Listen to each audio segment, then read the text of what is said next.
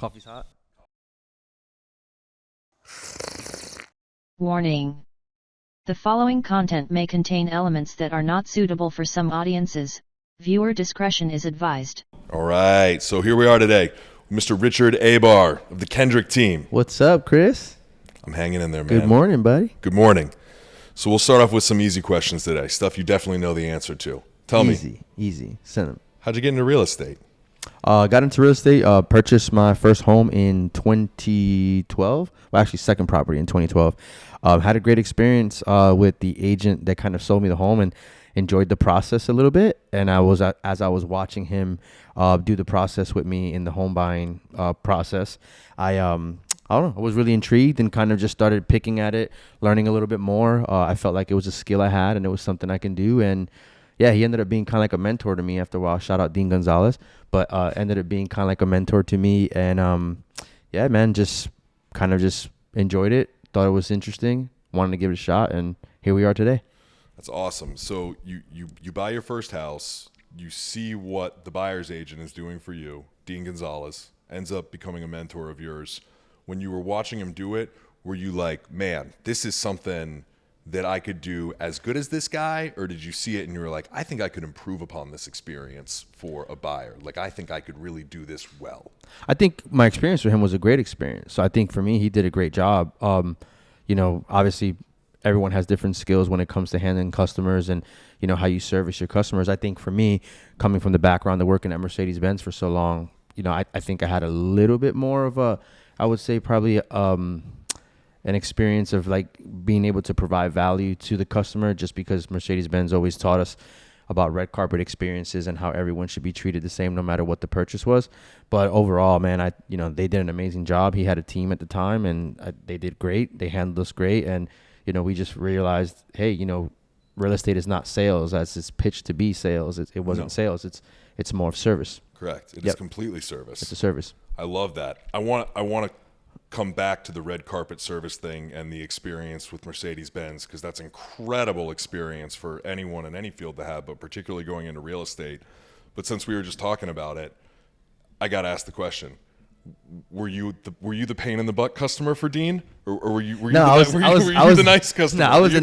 I was the nice customer for Dean. I actually met Dean. It was a funny experience how I met him, but I actually met him through, I think it was like a Zillow inquiry at 12 o'clock at night.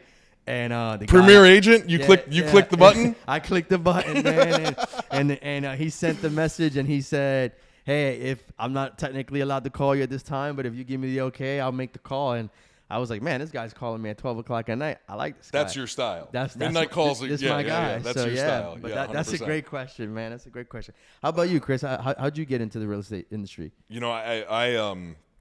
I was indoctrinated and I grew up in it, really. So you come from a family of doing... My father was always involved in real estate, although on a much larger kind of commercial scale, very corporate, like Disney real estate development. I had a close friend, very close friend, actually my partner today, Nick Long.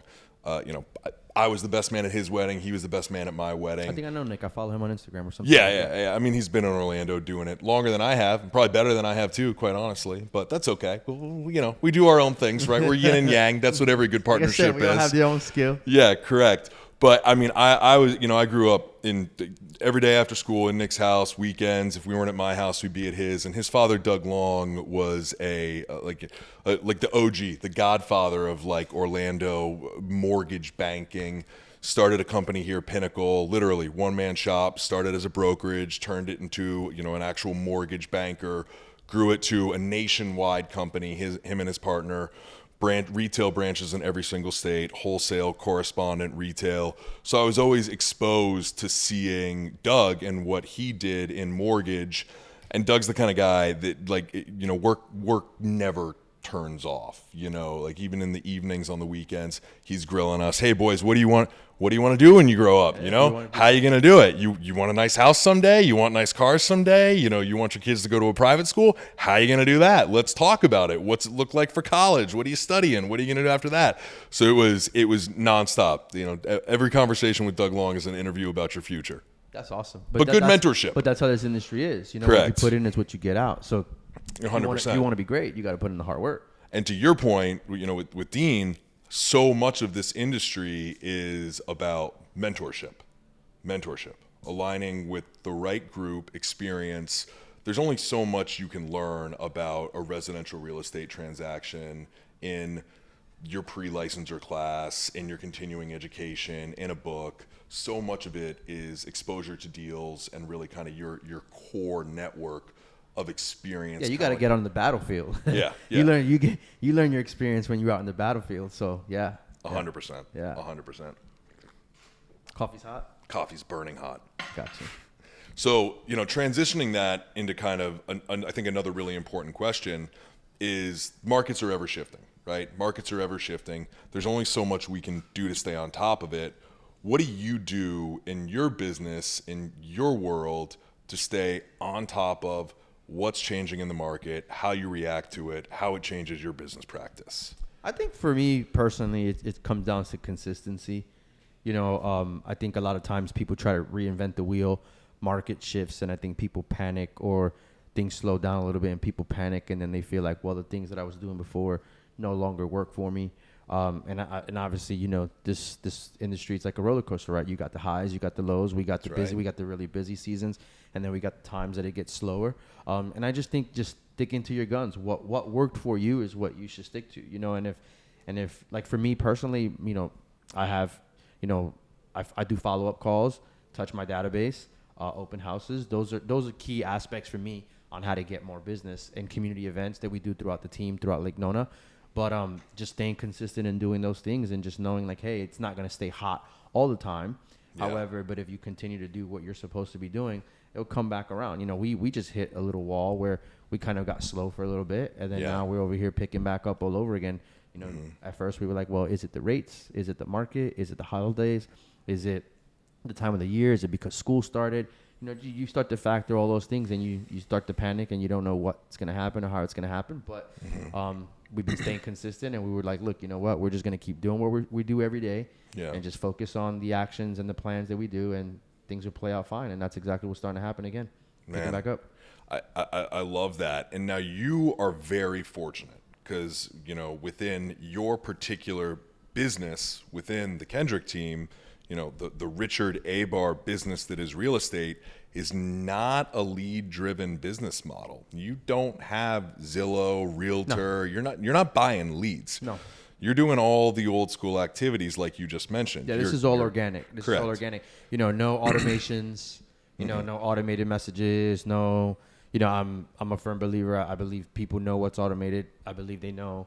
If it's a spam text, if it's a spam email, trying to just make it look as personal as possible, because I think people enjoy more, or I think people admire more the fact of knowing that something was actually sent to them, like personally. Like, you ever have somebody send you like a holiday card or a birthday card or something and you get it and you could tell it's written by like a machine? 100%. Of course. No, I don't do that. I literally handwrite all my cards. Yeah. I handwrite anniversary cards. I handwrite congratulations on the closings. I handwrite thank you for the opportunity to serve you. All my cards are handwritten cards. I do not do no automated cards. Wow. And now at a certain point, as you scale your business, as you grow, that will become unsustainable. So does that mean at that point you begin to utilize automation, or does it mean that you bring in a team member who you can teach to give that personal level of customer care and touch to every single client as well? Or do you just kind of cap it where you're happy with your business and you're very good and, it's all right. You can still do all that stuff. I think that's a love-hate relationship I have right now with that. I'll be honest with you, man. So bringing in a team member is hard. My wife and I actually had this conversation maybe about a month ago. We were considering hiring someone to bring her in as almost like an assistant for us, schedule showings, help us with the cards and stuff like that. And I think what we came down to and realized was, if you time blocked and you actually did what you're supposed to do at the times that you did, like writing cards, what does that take me? 15 minutes? Yeah. Like, let's face it takes me 15 minutes to probably write the cards, slide them in an envelope, and then I hold them on there and drop them off at the post office. You're doing it on your couch time. You're watching Netflix. This is not, like music running in the background, kids running around the house, making noise. My son's asking me, hey, can I sit on your lap while you write that card? Hey, no problem. It works. Yeah. But I think there's it's a love-hate relationship on that one. We've kind of toyed with the fact that we feel like sometimes It might make things easier to bring somebody on. But look, I would hate to bring somebody on and God forbid something happens and I have to let somebody go, right? Like, and I think that's one of the things that it's heavy on me when I think about hiring someone to kind of help us with administrative work. Yeah. And so it's not a lot of work what we do. It might seem like it's a lot, but writing cards, following up with people. I think if you have a system, and I think if you have systems in play that how to do them, how they're going to work, and how it's going to flow, and that your days are planned too, right? Because when I go to bed every night, I look at my tasks for the next day. I know, tomorrow I have to do X, Y, Z. I don't wake up in the morning and go, okay, cool. Well, what do I have to do today? Mm-hmm. So, I think also being prepared, it's a big thing. Wow. So how important, and I know the answer because you kind of just said it to me, but I want to hear it again because I think it's so important. How important is regimenting your day, time blocking, planning, knowing exactly what activities you're going to do during different segments of your day to you?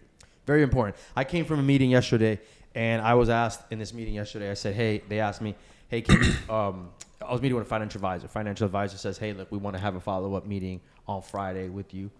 Can you do 10 a.m.? And I told him flat, I was like, you're not going to see me 9 to 12. Like, if you want to talk to me, like, and set up a meeting with me, whether it's a lunch, whether it's a business meeting, it's going to have to be after 12 because I am not letting anybody interrupt my follow-up call, my lead generation time. Mm-hmm. I am set firm every day, 9 to 12. Some days I go 9 to 4. Some days I go 9 to 3. Some days I go 9 to 5. If there's nothing else to do, then I'm going to keep going.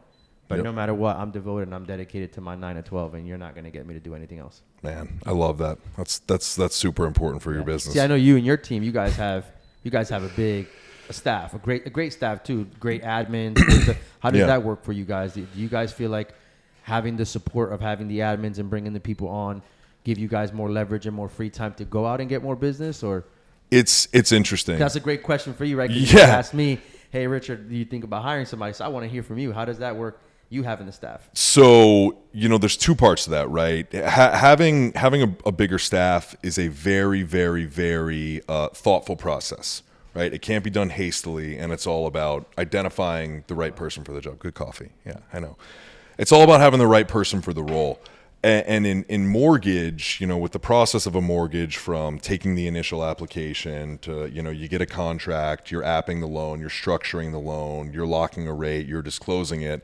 And then when you start to interface back and forth with the underwriter, there's a lot of kind of nuances to each individual step in that process that, quite frankly, one body might be able to better assist, better handle, provide better customer service to the client than me trying to take that all the way to the finish line. Yeah, well, you're still trying to get more business. Correct. Grow the business, yeah. Correct. I mean, in the truest sense, and, listen, every loan officer would love it if all they were doing all day was pulling credit, writing pre-approval letters, and apping loans and locking loans, right? That's a loan officer's dream. They're never fighting with an underwriter. They're never having to hold a borrower's hand to get a condition just right to get that clear to close. That'd be wonderful, but it's just not reality, right? Even though I have Carrie, wonderful loan officer assistant, she's getting those files squeaky clean to go into underwriting.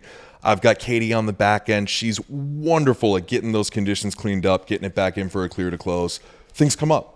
As you know, on every single deal, something's going to come up. Yeah, because I'm sure underwriters ask you guys for, you might send something and they ask for it again, and then later on they ask for like DNA, and they say, hey, we didn't get DNA, that's right, stool sample, whatever it may be. Yeah. Whatever makes it Yeah. So, and sometimes, in the process of getting a loan to the finish line, listen, the loan officer assistant or the processor may have the best argument in the world. Sometimes you just reach a hard-headed underwriter, and it just helps to escalate and bring in the originating loan officer to just kind of come in and change the tone of the conversation, to bring a little bit more gravity to the whole talk, right? And sometimes that's all it takes to get it there. And I get that call. I get that call from Carrie all the time. Hey, I've gone back to them twice. They're still kind of putting their foot down. I think it's time for you to come in and swing, step in and swing. And then we get it there, and then we get it to the finish line. So for me, having a team is very important as long as their scope and role is defined and it adds value to the customer in the end. That's it, right? You can't be oh, hey, do you do this today? Do I do this today? I don't know. It's about defining the role. And when you reference her, it almost sounds to me on our real estate side. Obviously I don't have exactly staff that works for me, but almost like a transaction coordinator, right? Because me personally, I don't know what I would do without a transaction coordinator myself.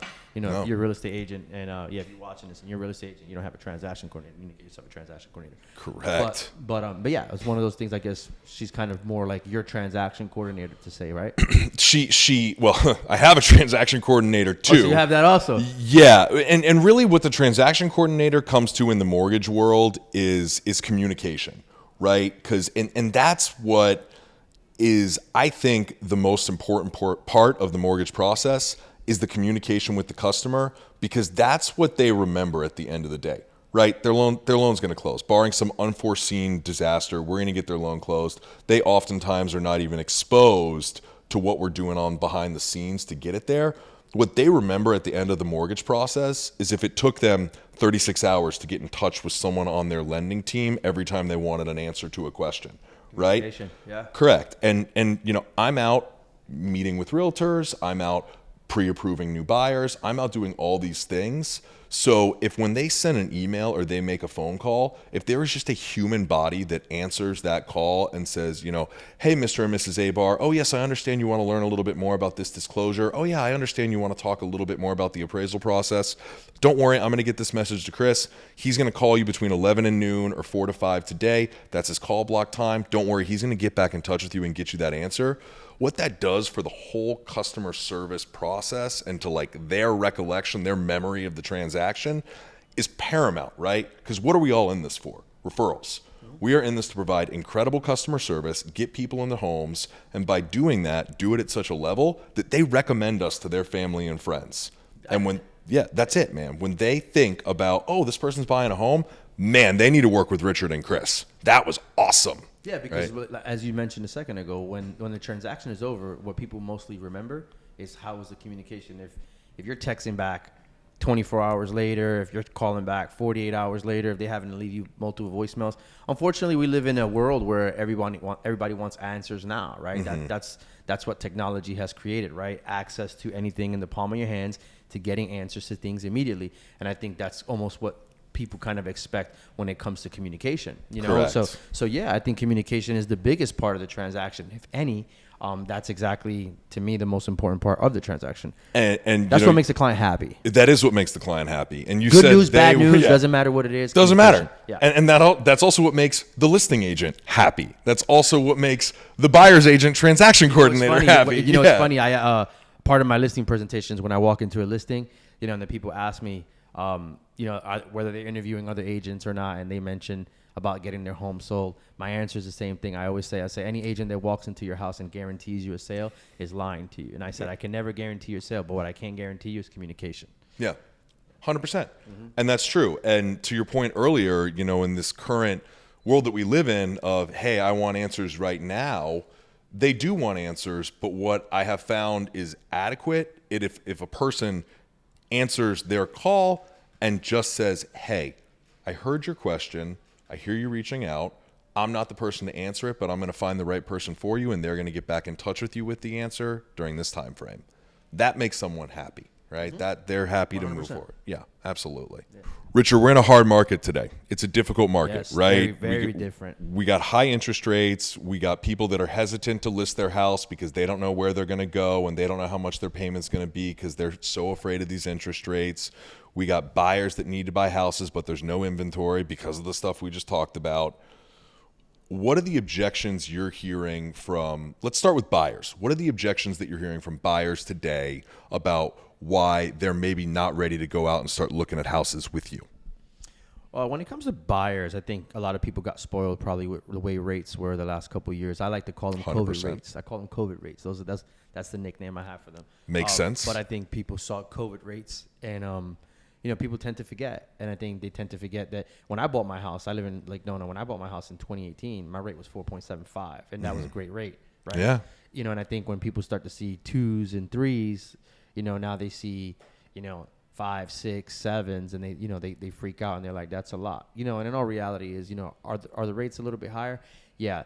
But the perspective is, you have some people who are just hey, I'm not going to buy because the rates are high and I want to wait.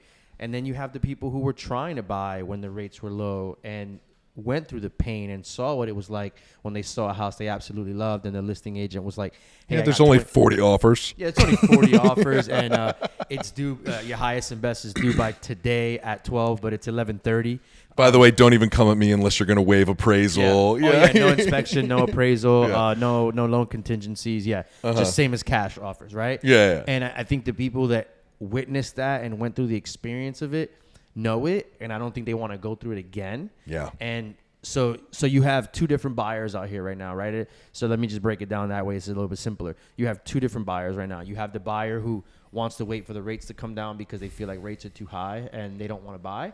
And then you have the other buyer who's like, look, I think I'm going to buy now because my fear is if rates do come down and the market goes back to the way it was, then I'm capped out and I'm not going to get into a house anyway, right? So, it's just, I think in perspective is, I guess the best advice I have for a buyer in a situation is if you're in a financial situation and you're in a financial position where you can purchase a home now, then buy a home now. Yeah. And that's just it. That's my advice when people ask me, do you think it's the right time to buy? I mean, that's great advice. Great advice. And it's a good point too. People that have a short memory, it's very difficult to talk to them about interest rates. That's why I love working with the baby boomer generation, because they're like, what, 7.5? I remember when I bought a house at a 13% interest rate, and they've seen the ups and downs of the cycle, right? They've been there before. They know what it's like, yeah. Correct. My dad says the same thing all the time. My dad goes, I can't believe people complaining about 7%. He's like, I could take you back when I bought the first house and it was like 14 point something. Yeah. 100%. With points. With points. So, all right. So you've got the buyers that are on the sidelines, right? And then you've got the buyers that are actually going today. The buyers that are going today that are buying in the market of limited inventory, in the market of higher interest rates, who are those? What does that buyer look like? I mean, this is diverse. It's very diverse. So, you have obviously 20%. You have your buyer with 20% down. You have your first time home buyer with, FHA. You have 5% down. It's very diverse. And again, I think there's buyers out there that if they're going to buy and they want to buy, they're going to buy. Even though with inventory low, because inventory is still low, right? Because now you have the sellers who are locked in a 3%. Actually, we had that conversation when I got here, right? You said, hey, my rate's like 3%. I'm dying in this house, right? I tell my wife the same thing. I'm like at 3.25. I'm like, yeah, we ain't going anywhere. Yeah. But, you look at the average buyer who needs to go out there and buy a home, and it just really depends on financially what really makes more sense for them. If today's market is, hey, you know what, I'm going to go out here and I'm going to buy, and I know I need to get into a house and it's important for me and my family to get into a home, then they're going to buy. So it's hard to actually narrow down exactly what kind of buyer are you really seeing, because it's so diverse. Yeah. But I'll give you an example. I got people that call and what they like about the market now is they don't have to feel rushed. Yeah. And I think that's important, right? Because I think during the market, when the market was moving so fast, 12, 24 months later, now you're starting to get the phone calls of people where they're like, yeah, I don't know if I was really happy with this location. Yeah. Or I don't know if I was really happy with this house. Especially first-time home buyers. That's a lot of pressure for a first-time home buyer who's might be not too familiar. Small, might be too big. Yeah. And then now they want to sell, right? And they want to get into something. Either they want to downsize or they want to upsize or they want to move to a different side of town because they bought impulsively and now they, after doing research on the schools or something like that, the area is not what they're looking for. So that's interesting, right? Because I'll tell you what I am seeing in this market. I'm still seeing first-time home buyers in this market because, hey, they've realized it's better than renting. I'm still seeing buyers that are moving into the state because they're buyers out of necessity, right? They need a place to live. They sold a home elsewhere. They have equity. Their job relocated them to the state, or they made a decision to move to the state. So they're buying. I'm still seeing investment buyers. That's happening too. But what I'm not seeing in my world much at all is that buyer you just described. Well, not necessarily the one who maybe purchased a house and didn't really love all the features or the location or whatever it was. I'm not seeing the step-up buyer a lot that has a bunch of equity tied up in a home, maybe at a lower than market interest rate. They want more space. They maybe need more space. They want to be in a different location, but they don't know how to grapple with stepping into a higher interest rate and really negotiating the complexities of a sale contingent buy transaction. And that's a perfect segment. I have a family right now who has a pretty big house, about 6-bedroom house in Lake Nona, that we're about to put on the market coming soon. And they basically need something with about 3 or 4 acres. So they have 3 horses, they have rabbits, they have dogs, they have cats, 9 children. Yeah. Right. So, and for them, they feel, well, you know what, if we're going to do this, we need to do it now because we don't want the rates to go down. And then now we have to overpay for these homes when I can probably pick up a property that I'm looking for $750, $800. They don't want to get wrapped up in the bidding war when rates drop. Mm-hmm. So they want to do it now. Yeah. So, that's a perfect, example because their rate currently now, when I asked them what's the current rate of your house, it's like 3, and he told me I don't have to move. Yeah. We don't have to move. We want to. And when we try to do this in the past, we just kept running into dead ends and hitting walls. So we want to do it now. So you're an awesome realtor. I'm sure you sent. Yeah. No, I mean it sincerely. I'm sure you sent them to get pre-approved. Yes. Are they in a position where they can? And I won't hold it against you because it wasn't me.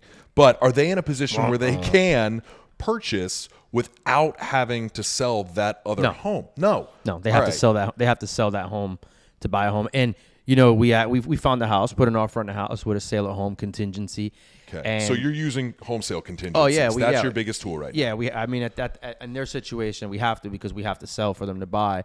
But but also depending on how long the house has been in the market, it is a little tough. The counter offer we got back was put your house in the market, get it on the contract, and then come back to us. Well, I like to be very transparent with my sellers and buyers, no matter who it is. My customers, honesty is once you're tied up to sell, what if they say no, right? And that's the situation that I was explaining to him. The husband asked me, "What's the worst that can happen?" And I told him, I said, "There's not really a lot that can really go wrong.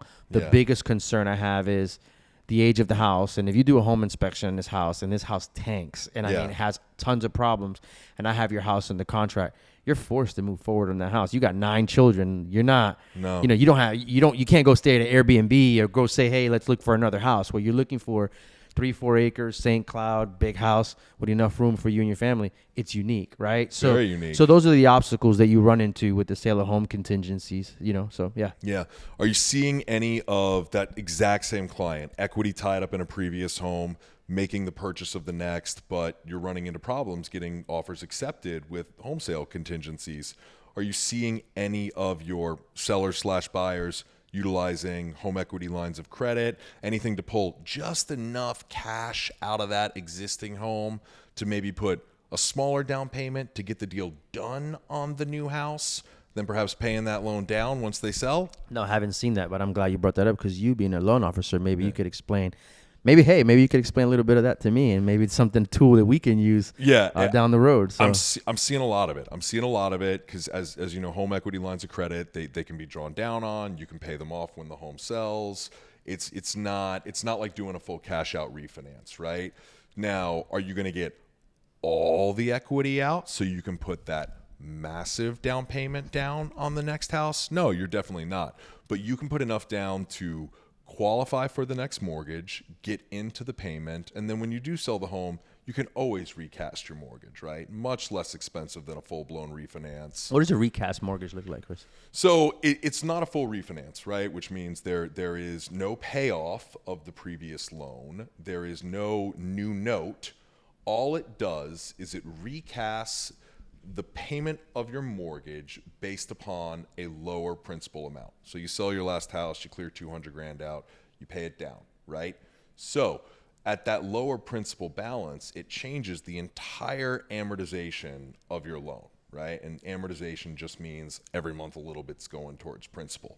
So you still have the same note, the interest rate's the same, everything is the same. The payment has just been re-amortized to a lower dollar amount based upon a lower principal balance. Does someone have a certain a deadline to do that? Is there a deadline for them to recast the mortgage? Like, let's say they pull out equity. Let's say you pull out equity out of this house and you go and buy the house down the street. So the compliant textbook answer to that is every single loan servicer's rules about recasting vary. Okay. So after you close your loan is either servicing is retained by your originating lender or servicing is sold to, another aggregator of servicing, which still happens very often. Mr. Cooper, one of the big ones, maybe a bank. You call and you reach out to them. But the more direct answer is everyone's going to allow it within 12 months, more than likely. Oh, wow. So they got 12 months for the average. To be totally honest with you, you can typically recast at any point within the loan process, but it's not being used much further on down the road. What it's being used for is exactly that. You put just enough down to get into the next house. Then when you sell, you get that large equity, amount. you get that check. Boom, and then recast it. Then you recast. That's good. So, it may cost you $700, maybe $1,100, depending upon the county. Whereas a full-blown refinance is going to cost you, $6,000 to $8,000. I love it, man. I'm walking out of here today with a nice nugget. There you go. Probably gonna have a little trick up my sleeve after this. You know what? We're probably gonna have to keep that one out so no one else uses it except me. Talk to that borrower. I'm joking. And you talked about it earlier today. When you're in these markets where you almost see a market shift, it doesn't happen overnight, but it feels like overnight. And then it does feel like overnight. Yeah, it does. And then you wake up one day and you're like, whoa, I don't have anything under contract. It hasn't been that way in 36 months. What's going on here?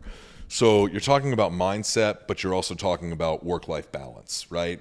So as a sales professional, as someone who acts as a consultant to all these home buyers and home sellers, but you're seeing this gigantic market shift where volume is dropping off, things are going away. How do you keep your mindset right? And in times like this, what happens to your work-life balance? How do things change? How do things adjust? How important is work-life balance to you? Work-life balance is very, very important. For me personally, I think being in the industry, I'm on year 6, I believe. Yeah. Being in the industry for 6 years, I think it literally has taken me 6 years to figure it out. Sounds about right. To be completely honest with you. And I think with this current market shift, I think was the one that actually helped me figure it out, right? I've been in the industry for 6 years. I've had really good success for 6 years. My goal's always been, people focus on transactions. My goal's always been, I at least want to sell one house a month, right? Because for 6 years, that's what I've done. There hasn't been a month yet I haven't sold a home, right? And so I want to keep my streak. And the month of September came, and I had nothing pending, like zero. Yeah. And kind of put me down like a little down spiral where I was sad, man. I was a little depressed. I remember speaking to my business partner, Kevin Kendrick, and telling Kevin, man, this sucks. This is the first month I'm not going to have a closing, And I know he was trying to uplift me a little bit. So his response back to me was, well, if it took you 6 years for that to happen, that's great. Cause not much people can say that. That's a good outlook. And that was hey man, listen, it was a great outlook, but I was still like, dude, I don't give a shit, man. Like I want my sell streak, a house, you know? And I think in that month, I probably spent more time with my son than anything. Yep. We've been to theme parks. We've been to Universal. We've been to Halloween Horror Nights. I actually told myself, you know what? I've always been I've been so busy. I haven't had the time to really work out and get, focus on my health and my fitness. So I started devoting a little bit more time and taking care of myself and pouring into my body. And I think what it ended up helping me do was maybe it kept the mind busy. Yeah. Maybe it shifted me a little bit into saying, hey, it's going to be okay, and doing other things that were fun, right? Because I think I have fun doing what I do. I think when I don't have nothing going on, I'm bored. But I think this shift that just happened was great, man. I think it, as real estate agents and probably mortgage professionals as well, I think that's the biggest struggle we all have, trying to find that work-life balance. Yeah. Right? Because as something comes to you, you don't know, you don't want to turn it down. 2, you don't want to end up in a situation where you say, I can't, and then they go to someone else. So it's hard, but at the end of the day, I think for me, I've come to the conclusion that if I died tomorrow, right? Like this is what I asked myself through this last time. I told myself, if I died tomorrow, right? And a bunch of people go and they attend my funeral, like, what are they going to tell my son? Your dad was a great realtor? Exactly. Yeah. My son doesn't give a shit. No. He wants his dad around. Exactly. My son doesn't give a shit. My son wants to spend time with me. My son wants to do things with me that are fun. And I think that's when I realized that's priority, man. Like, Yeah. you know, and if you can't wait for me, because I'm at SeaWorld with my son, then you're probably not worth working with.